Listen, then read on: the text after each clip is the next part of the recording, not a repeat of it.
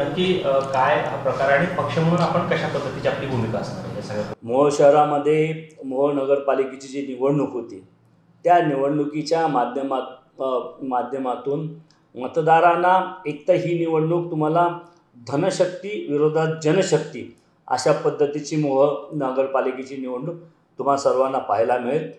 आणि धनशक्तीचा वापर करत असताना त्या ठिकाणी मोहोळचे स्थानिक काही स्वयंघोषित नेते गुंडगिरी दहशत पसरवून दडपशाहीच्या मार्गाने या मोहोळ शहरातला जो सर्वात मोठा मतदार आहे अल्पसंख्याक समाज, त्या अल्पसंख्याक समाजाच्या लोकांना बोलून त्यांना धमकावलं जाते, त्यांच्यावर गुंडगिरी करण्याचा प्रयत्न होतोय आणि त्यांना सांगितलं जातं आहे की तुम्ही इतर कुठल्याही पक्षाची उमेदवारी घ्यायची नाही.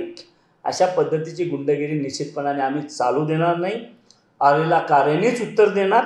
आम्ही कार्यकर्ते त्यासाठी सक्षम आहोत.